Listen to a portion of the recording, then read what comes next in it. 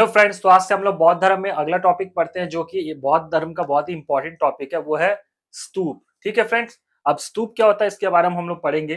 देखिए दोस्तों, स्तूप जो है वो बौद्ध धर्म से संबंधित एक धार्मिक स्मारक माना जाता है, जिसमें सामान्यतः भगवान बुद्ध या फिर किसी बौद्ध संत के अवशेष या फिर उनसे जुड़ी हुई पवित्र वस्तु रखी जाती है। ठीक है फ्रेंड्स, और ये बौद्ध श्रद्धा और स्मृति का एक बहुत बहुत ही इंपॉर्टेंट प्रतीक माना जाता है। ठीक है फ्रेंड्स, तो स्तूप जो है वो बुद्धिज्म में बनाया जाता है। देखिएगा, बौद्ध धर्म के अंतर्गत वो ना एक तो आधे जो अंडे के आकार का एक टाइप का स्तूप होता है। कई सारे स्तूप होते हैं भारत में, जैसे कि भारत में एक स्तूप है सांची स्तूप, बरहुत स्तूप, ऐसे करके काफी सारे स्तूप है। जैसे सांची स्तूप हुआ, बरहुत स्तूप हुआ, और भी बहुत सारे स्तूप है जिनके बारे में हम लोग आगे डिटेल में पढ़ेंगे। तो देखिए बेसिकली क्या बोला गया है कि स्तूप अगर आपको बोलेगा ना, तो आप ऐसा समझ सकते हो ये भगवान बुद्ध और भगवान बुद्ध की शिक्षाओं की याद में बनाया गया है। भगवान बुद्ध या जितने भी बुद्धिस्ट मॉन्क होते हैं, उनके जीवन की जो प्रमुख घटनाएं हैं या कुछ इंपॉर्टेंट चीजें, उनकी याद में ये स्तूप बनाए जाते थे। स्तूप भी अलग अलग प्रकार के होते थे। ठीक है फ्रेंड्स, देखिए फिर से पढ़ दे रहा हूँ। स्तूप ना बौद्ध धर्म से संबंधित है। ये क्या है, एक धार्मिक स्मारक है, मतलब एक प्रकार का मॉन्यूमेंट आप इसे मान सकते हो, जिसमें सामान्यतः भगवान बुद्ध या फिर किसी भी बौद्ध संत के अवशेष या फिर उनसे जुड़ी हुई पवित्र वस्तुओं को रखा जाता था। ये बौद्ध श्रद्धा और समृद्धि का ये बौद्ध श्रद्धा और स्मृति का एक महत्वपूर्ण प्रतीक माना जाता है।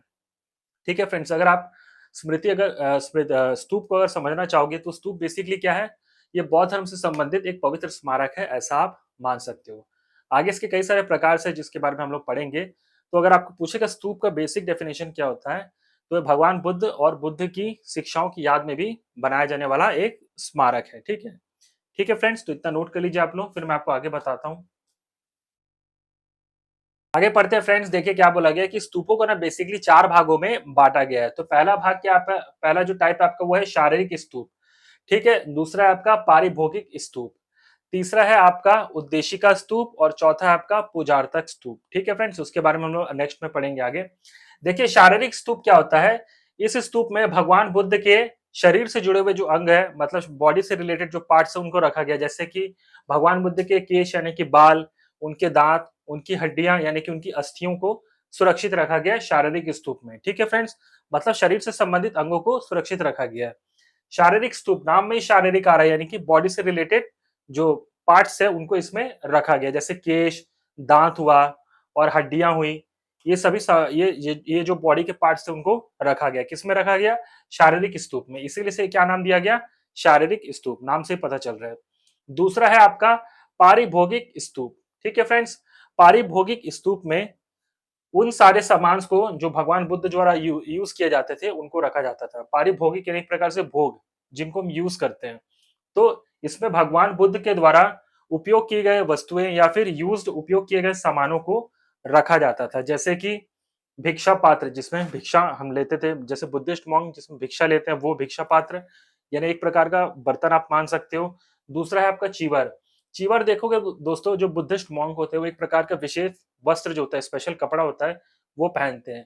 तो वो जो कपड़ा पहनते हैं, जो स्पेशल जो उनका क्लोथ होता है, उसे क्या कहा जाता है, चीवर कहा जाता है। ठीक है, उसे क्या कहा जाता है, काशाय वस्त्र भी कहते हैं। ठीक है फ्रेंड्स, तो चीवर अगर आपको पूछेगा कि क्या होता है, तो आप बोलोगे कि बुद्धिस्ट मॉन्क के द्वारा या जो सन्यासी होते हैं उनके द्वारा जो विशेष वस्त्र पहना जाता है बॉडी पर, जो कपड़ा वो पहनते हैं, उसे क्या कहा जाता है, चीवर।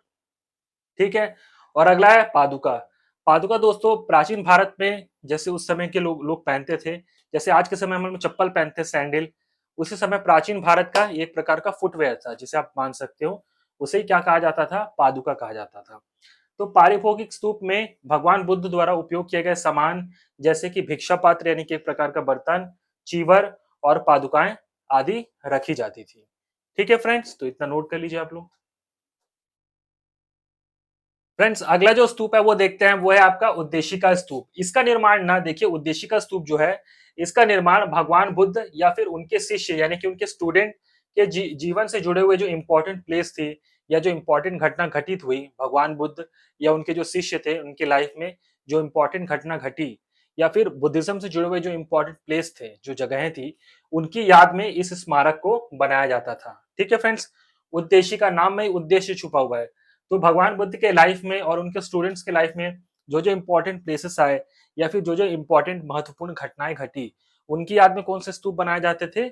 उद्देशिका स्तूप। तो अगर आपको पूछेगा कि भगवान बुद्ध के जीवन की घटनाओं से संबंधित कौन सा स्तूप बनाया जाता था, तो आप क्या बोलोगे?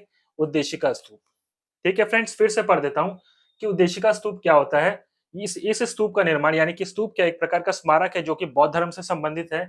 इस स्मारक का निर्माण भगवान बुद्ध या फिर उनके शिष्य यानी कि उनके स्टूडेंट के लाइफ से जुड़े हुए इंपॉर्टेंट जो प्लेसेस होते थे या जो इंपॉर्टेंट इंसिडेंट्स होते थे जिन्हें घटना कहा जाता है, उनकी याद में इस स्मारक को बनाया गया था, यानी कि इस स्तूप को बनाया गया था, जिसका क्या नाम रखा गया? उद्देशिका स्तूप। ठीक है फ्रेंड्स, तो नोट कर लो इतना। फ्रेंड्स, अगला जो स्तूप है उसका नाम है पूजार्थक स्तूप। पूजार्थक नाम में ही पूजा आ रहा है, यानी कि एक प्रकार से अपने गॉड की जैसे वर्शिप करते हैं, पूजा करते हैं डेडिकेशन से।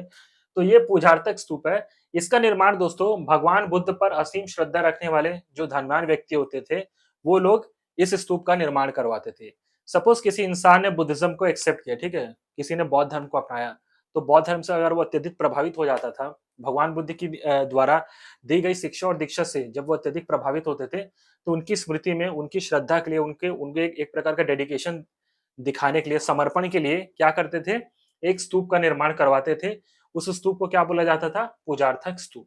ठीक है, तो पूजार्थक स्तूप का निर्माण बुद्धिज्म को एक्सेप्ट करने वाले जो भक्त थे, ऐसा ऐसा समझ सकते हो आप कि भगवान बुद्ध के जो भक्त थे वो लोग इस स्तूप का निर्माण करवाते थे। ठीक है, तो पूजार्थक स्तूप, नाम में पूजा आ रहा है, तो इसका निर्माण भगवान बुद्ध पर असीम श्रद्धा रखने वाले धनवान व्यक्तियों के द्वारा बनाया जाता था। ठीक है, अगर आपको ऐसा पूछेगा कि ऐसा कौन सा स्तूप है जो भगवान बुद्ध के जो फॉलोवर्स है या उनके जो भक्त थे उन्होंने बनवाया, तो आप क्या बोलोगे? पूजार्थक स्तूप। ठीक है, जो भगवान बुद्ध पर असीम असीम श्रद्धा रखते थे, जो भगवान बुद्ध पर असीम श्रद्धा रखते थे दोस्तों, वो लोग इस स्तूप का निर्माण करवाते थे। ठीक है फ्रेंड्स, तो नोट कर लीजिए इतना। फ्रेंड्स, अगला टॉपिक पढ़ते हैं जो कि आपका स्तूपों के महत्वपूर्ण हिस्से। मैं आपको पहले ही बता चुका हूँ स्तूप क्या है। बौद्ध धर्म से संबंधित एक पवित्र स्मारक है, अलग अलग प्रकार के होते हैं, उसको भी हम लोग पढ़ चुके हैं। अगला जो है वो है स्तूप के जो हिस्से होते हैं, जो पार्ट्स है, एक स्तूप में क्या क्या होता है उसके बारे में हम लोग जानेंगे। तो पहला आता है वेदिका।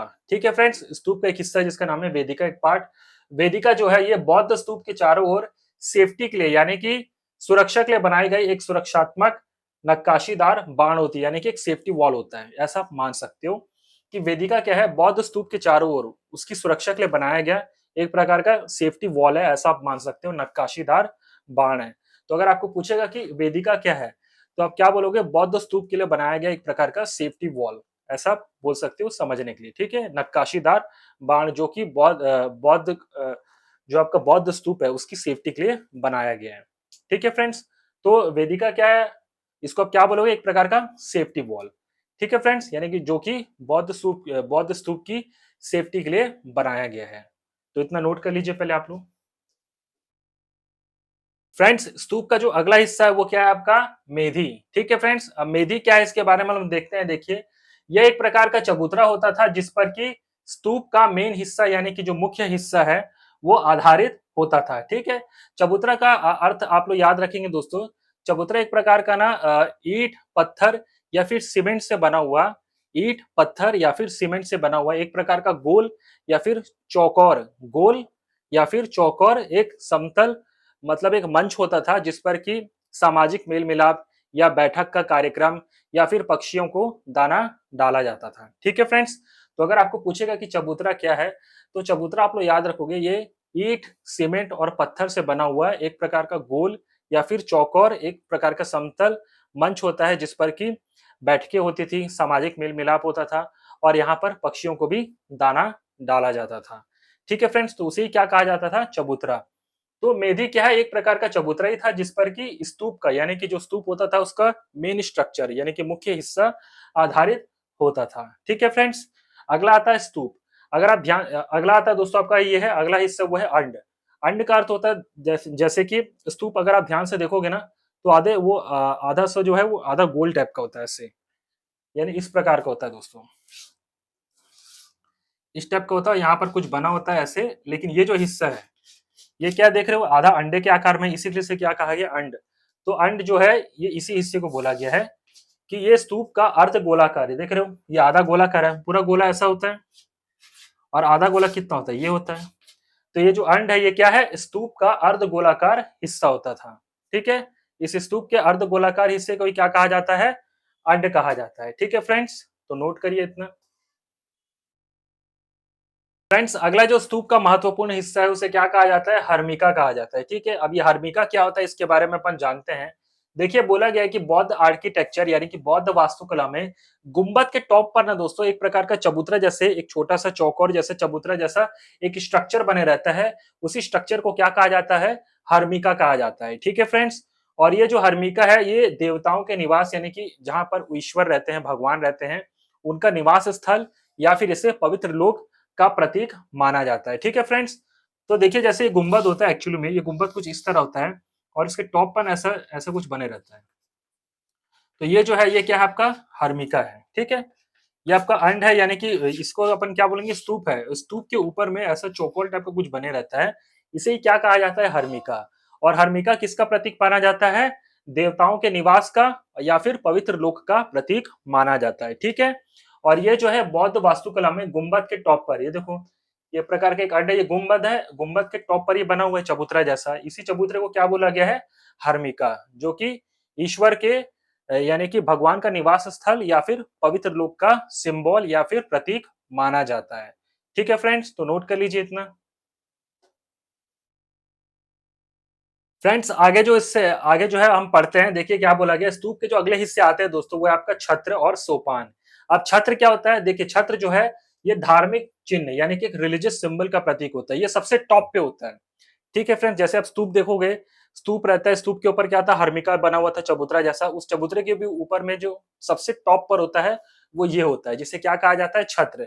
छत्र बेसिकली क्या होता है, एक धार्मिक चिन्ह यानी कि एक जो रिलीजियस सिंबल होता है उसका प्रतीक है, धार्मिक चिन्ह का प्रतीक है। अगर आपको पूछेगा कि छत्र क्या है, तो एक प्रकार का रिलीजियस सिंबल है यानी कि धार्मिक चिन्ह है। ठीक है, धार्मिक चिन्ह का प्रतीक है, क्या है वो, छत्र है। ये भी क्या है, स्तूप का एक महत्वपूर्ण हिस्सा है जो कि सबसे टॉप पे रहता है। ठीक है फ्रेंड्स, अगला है आपका सोपान। सोपान क्या है दोस्तों, ये मेदी पर चढ़ने और उतरने की सीढ़ी है।